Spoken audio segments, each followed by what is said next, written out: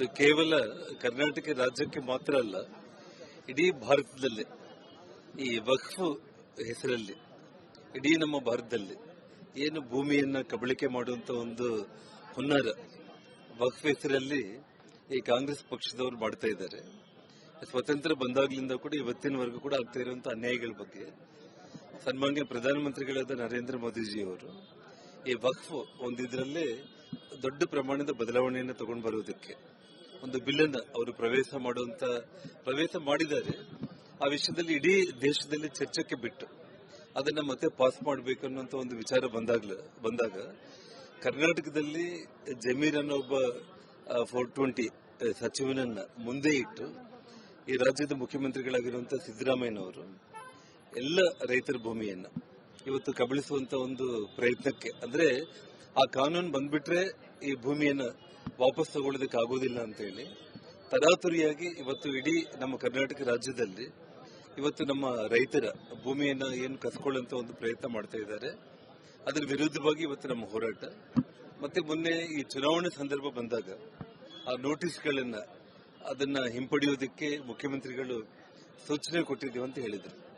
Notice ಅನ್ನ ಹಿಂಪಡೆಯೋದು ಮಾತ್ರ ಅಲ್ಲ, ಇವತ್ತು ಇಡೀ ಆ ಗೆಜೆಟ್ ನೋಟಿಫಿಕೇಶನ್ ಗವರ್ಮೆಂಟ್ ಆರ್ಡರ್ಗಳನ್ನ ಸಂಪೂರ್ಣವಾಗಿ ಕ್ಯಾಬಿನೆಟ್ ಅಲ್ಲಿ ಒಂದು ಮೀಟಿಂಗ್ ಮಾಡೋದ್ರ ಮೂಲಕ ಕ್ಯಾಬಿನೆಟ್ ನಿರ್ಣಯಗಳನ್ನ ತಗೊಂಡು ಶಾಶ್ವತವಾಗಿ ಇದನ್ನ ಅವರು ಕ್ಲೋಸ್ ಮಾಡಬೇಕಾಗಿತ್ತು.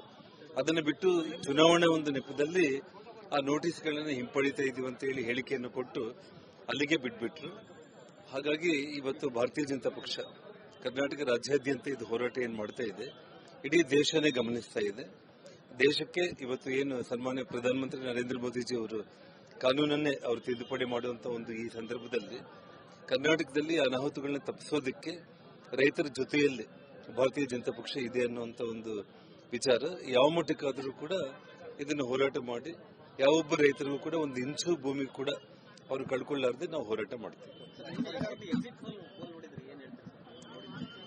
ನೋಡಿ, ಇವತ್ತು ಖಂಡಿತವಾಗ್ಲೂ ಕೂಡ ಇಡೀ ದೇಶದಲ್ಲೇ ಭಾರತೀಯ ಜನತಾ ಪಕ್ಷದ ಒಂದು ವಾತಾವರಣ, ನಮ್ಮ ಕರ್ನಾಟಕದಲ್ಲೂ ಕೂಡ ಸೊಂಡೂರು ಸೇರಿದಂತೆ ಇವತ್ತು ಸಿಗ್ಗಾವಿ ಆಗಿರ್ಬೋದು, ಚನ್ನಪಟ್ಟಣ ಆಗಿರ್ಬೋದು, ಎನ್ಡಿಎ ಭಾರತೀಯ ಜನತಾ ಪಕ್ಷನ ಗೆಲ್ಲುತ್ತೆ.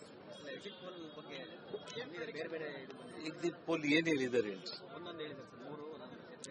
ಯಾರು ಹೇಳಿದ್ದಾರೆ? ಸೊ ಹಾಗಾಗಿ ನಾನು ಹೇಳ್ತಾ ಇರೋದೇನಂತಂದ್ರೆ ಅದಕ್ಕೆ ಯಾವುದು ನಾನು ಒತ್ತು ಕೊಡೋ ಪ್ರಶ್ನೆನೇ ಇಲ್ಲ. ಜನರ ಒಂದು ಅಭಿಮಾನ, ಜನರು ಯಾವ ರೀತಿ ನಮ್ಮ ಬಗ್ಗೆ ಅವರ ಒಂದು ಕಾಳಜಿ ತೋರಿಸಿರುವಂತದ್ದು. ಆ ಕಡೆ ಕಾಂಗ್ರೆಸ್ ಅವರು ಒಂದು ಹಣದ ಒಂದು ಹೊಳೆಯನ್ನ ಅವರು ಇದು ಮಾಡಿದ್ರು, ತಾವು ನೋಡಿದಿರಿ, ಲೆಕ್ಕ ಮಾಡಿದ್ರೆ ನಿಮಗೂ ಗೊತ್ತಾಗುತ್ತೆ ಏನಾಗಿದೆ, ನಿಮ್ ಕಣ್ಮುಂದೆ ಇದೆ. ಆದ್ರೆ ಜನರು ನಮ್ಮ ಪರವಾಗಿ ಅಭಿಮಾನದಿಂದ ಅವರು ಹೇಗಿದ್ರು ಏನನ್ನೋದ್ರ ಮೇಲೆ ನನ್ನ ಅನುಭವದಲ್ಲಿ ಒಳ್ಳೆ ಒಂದು ಮೆಜಾರಿಟಿಯಲ್ಲಿ ನಾವು ಗೆಲ್ತೀವಿ. ಸೊ 3 ಕ್ಷೇತ್ರಗಳಲ್ಲಿ ಆಗಿರಬಹುದು.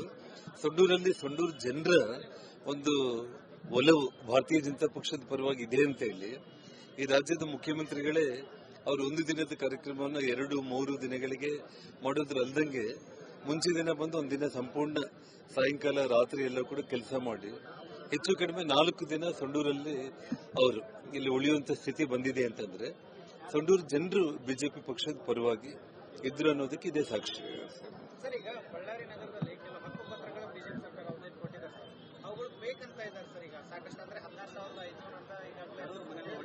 ನಾನೇಂದ್ರೆ ಅದನ್ನ ಮತ್ತೆ ಇನ್ನೊಂದು ಸಂದರ್ಭದಲ್ಲಿ ಮಾತಾಡ್ತೀನಿ. ನಾನು ವಿಷಯಾಂತರ ಆಗೋದು ಬೇಡ, ಇದು ಬಹಳ ಗಂಭೀರವಾದ ವಿಚಾರ. ವಕ್ಫ್ ವಿಚಾರದಲ್ಲಿ ಚುನಾವಣೆ ಮುಂಚೆನೆ ನಾವು ಹೇಳಿದೀವಿ ಅದನ್ನ. ಇಡೀ ಪ್ರತಿಯೊಂದು ಅಸೆಂಬ್ಲಿಯಲ್ಲಿ 30-40 ಸಾವಿರ ಕಾರ್ಡ್ಗಳನ್ನ ಅವರು ಖಂಡಿತವಾಗ್ಲೂ ಕೂಡ ಕ್ಯಾನ್ಸಲ್ ಮಾಡ್ತಾರೆ. ಆ ಗ್ಯಾರಂಟಿಗಳನ್ನು ಕೊಡೋದಕ್ಕೆ ಕೈಲಾಗದೇ ಇರುವಂತ ಸ್ಥಿತಿಯಲ್ಲಿ ಈ ಒಂದು ಇದಕ್ಕೆ ಕೈ ಹಾಕಿದ್ದಾರೆ. ನಿನ್ನೆ ಎಲ್ಲ ನಾನು ಮಾಧ್ಯಮಗಳಲ್ಲಿ ನೋಡ್ತಾ ಇದ್ದೆ, ಜನರು ನಮಗೆ ಗ್ಯಾರಂಟಿ ಸ್ಕೀಮ್ಗಳು ಇಲ್ಲ ಅಂದ್ರೆ ಪರವಾಗಿಲ್ಲ, ನಮ್ಮ BPL ಕಾರ್ಡ್ ನಮಗಿದ್ರೆ ಸಾಕು ಅಂತ ಹೇಳಿ ಹೇಳ್ತಾ ಇದ್ದಾರೆ. ಇದು ಕೇವಲ ಕರ್ನಾಟಕ ರಾಜ್ಯಕ್ಕೆ ಮಾತ್ರ ಅಲ್ಲ, ಇಡೀ ಭಾರತದಲ್ಲಿ ಈ ವಕ್ಫ್ ಹೆಸರಲ್ಲಿ ಇಡೀ ನಮ್ಮ ಭಾರತದಲ್ಲಿ ಏನು ಭೂಮಿಯನ್ನ ಕಬಳಿಕೆ ಮಾಡುವಂತ ಒಂದು ಹುನ್ನಾರ ವಕ್ಫ್ ಹೆಸರಲ್ಲಿ ಈ ಕಾಂಗ್ರೆಸ್ ಪಕ್ಷದವರು ಮಾಡ್ತಾ ಇದ್ದಾರೆ. ಸ್ವತಂತ್ರ ಬಂದಾಗ್ಲಿಂದ ಕೂಡ ಇವತ್ತಿನವರೆಗೂ ಕೂಡ ಆಗ್ತಾ ಇರುವಂತಹ ಅನ್ಯಾಯಗಳ ಬಗ್ಗೆ ಸನ್ಮಾನ್ಯ ಪ್ರಧಾನಮಂತ್ರಿಗಳಾದ ನರೇಂದ್ರ ಮೋದಿಜಿಯವರು ಈ ವಕ್ಫ್ ಒಂದಿದ್ರಲ್ಲೇ ದೊಡ್ಡ ಪ್ರಮಾಣದ ಬದಲಾವಣೆಯನ್ನು ತಗೊಂಡು ಬರುವುದಕ್ಕೆ ಒಂದು ಬಿಲ್ ಅನ್ನು ಅವರು ಪ್ರವೇಶ ಮಾಡಿದ್ದಾರೆ. ಆ ವಿಷಯದಲ್ಲಿ ಇಡೀ ದೇಶದಲ್ಲಿ ಚರ್ಚೆಗೆ ಬಿಟ್ಟು ಅದನ್ನ ಮತ್ತೆ ಪಾಸ್ ಮಾಡಬೇಕು ಅನ್ನುವಂತ ಒಂದು ವಿಚಾರ ಬಂದಾಗ ಕರ್ನಾಟಕದಲ್ಲಿ ಜಮೀರ್ ಅನ್ನೋ ಒಬ್ಬ 420 ಸಚಿವನನ್ನ ಮುಂದೆ ಇಟ್ಟು ಈ ರಾಜ್ಯದ ಮುಖ್ಯಮಂತ್ರಿಗಳಾಗಿರುವಂತಹ ಸಿದ್ದರಾಮಯ್ಯನವರು ಎಲ್ಲ ರೈತರ ಭೂಮಿಯನ್ನ ಇವತ್ತು ಕಬಳಿಸುವಂತ ಒಂದು ಪ್ರಯತ್ನಕ್ಕೆ, ಅಂದ್ರೆ ಆ ಕಾನೂನು ಬಂದ್ಬಿಟ್ರೆ ಈ ಭೂಮಿಯನ್ನ ವಾಪಸ್ ತಗೊಳ್ಳೋದಕ್ಕೆ ಆಗೋದಿಲ್ಲ ಅಂತ ಹೇಳಿ ತರಾತುರಿಯಾಗಿ ಇವತ್ತು ಇಡೀ ನಮ್ಮ ಕರ್ನಾಟಕ ರಾಜ್ಯದಲ್ಲಿ ಇವತ್ತು ನಮ್ಮ ರೈತರ ಭೂಮಿಯನ್ನ ಏನು ಕಸ್ಕೊಳ್ಳುವಂತ ಒಂದು ಪ್ರಯತ್ನ ಮಾಡ್ತಾ ಇದ್ದಾರೆ. ಅದರ ವಿರುದ್ಧವಾಗಿ ಇವತ್ತು ನಮ್ಮ ಹೋರಾಟ.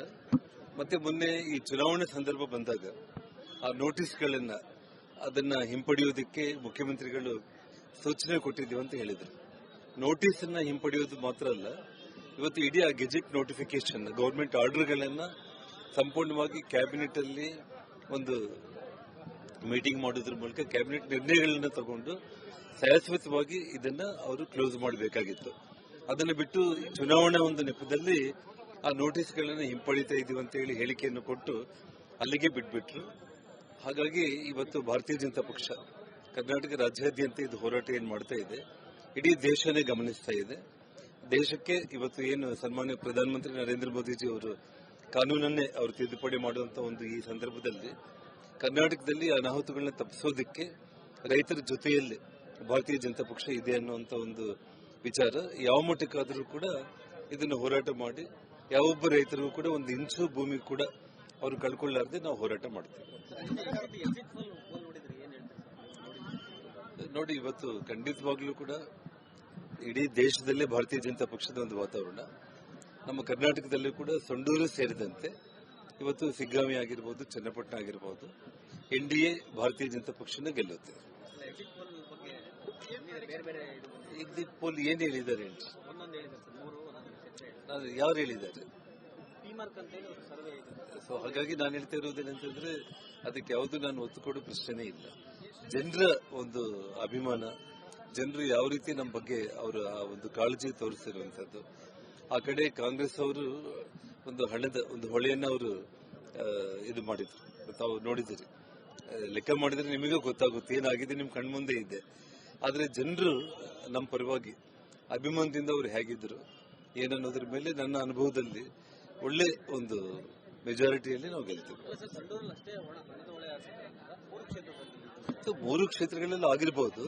ಸೊಂಡೂರು ಜನರ ಒಂದು ಒಲವು ಭಾರತೀಯ ಜನತಾ ಪಕ್ಷದ ಪರವಾಗಿ ಇದೆ ಅಂತ ಹೇಳಿ ಈ ರಾಜ್ಯದ ಮುಖ್ಯಮಂತ್ರಿಗಳೇ ಅವರು ಒಂದು ದಿನದ ಕಾರ್ಯಕ್ರಮವನ್ನು 2-3 ದಿನಗಳಿಗೆ ಮಾಡೋದ್ರಲ್ದಂಗೆ ಮುಂಚೆ ದಿನ ಬಂದು ಒಂದಿನ ಸಂಪೂರ್ಣ ಸಾಯಂಕಾಲ ರಾತ್ರಿ ಎಲ್ಲ ಕೂಡ ಕೆಲಸ ಮಾಡಿ ಹೆಚ್ಚು ಕಡಿಮೆ 4 ದಿನ ಸೊಂಡೂರಲ್ಲಿ ಅವರು ಇಲ್ಲಿ ಉಳಿಯುವಂತ ಸ್ಥಿತಿ ಬಂದಿದೆ ಅಂತಂದ್ರೆ ಸೊಂಡೂರು ಜನರು ಬಿಜೆಪಿ ಪಕ್ಷದ ಪರವಾಗಿ ಇದ್ರು ಅನ್ನೋದಕ್ಕೆ ಇದೇ ಸಾಕ್ಷಿ.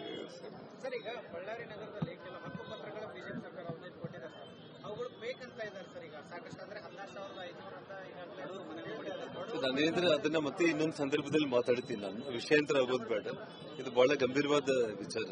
ವಕ್ಫ್ ವಿಚಾರದಲ್ಲಿ ಚುನಾವಣೆ ಮುಂಚೆನೆ ನಾವು ಹೇಳಿದೀವಿ ಅದನ್ನ. ಇಡೀ ಪ್ರತಿಯೊಂದು ಅಸೆಂಬ್ಲಿಯಲ್ಲಿ 30-40 ಸಾವಿರ ಕಾರ್ಡ್ಗಳನ್ನ ಅವರು ಖಂಡಿತವಾಗ್ಲೂ ಕೂಡ ಕ್ಯಾನ್ಸಲ್ ಮಾಡ್ತಾರೆ. ಆ ಗ್ಯಾರಂಟಿಗಳನ್ನು ಕೊಡೋದಕ್ಕೆ ಕೈಲಾಗದೇ ಇರುವಂತ ಸ್ಥಿತಿಯಲ್ಲಿ ಈ ಒಂದು ಇದಕ್ಕೆ ಕೈ ಹಾಕಿದ್ದಾರೆ. ನಿನ್ನೆ ಎಲ್ಲ ನಾನು ಮಾಧ್ಯಮಗಳಲ್ಲಿ ನೋಡ್ತಾ ಇದ್ದೆ, ಜನರು ನಮಗೆ ಗ್ಯಾರಂಟಿ ಸ್ಕೀಮ್ಗಳು ಇಲ್ಲ ಅಂದ್ರೆ ಪರವಾಗಿಲ್ಲ, ನಮ್ಮ BPL ಕಾರ್ಡ್ ನಮಗಿದ್ರೆ ಸಾಕು ಅಂತ ಹೇಳಿ ಹೇಳ್ತಾ ಇದ್ದಾರೆ.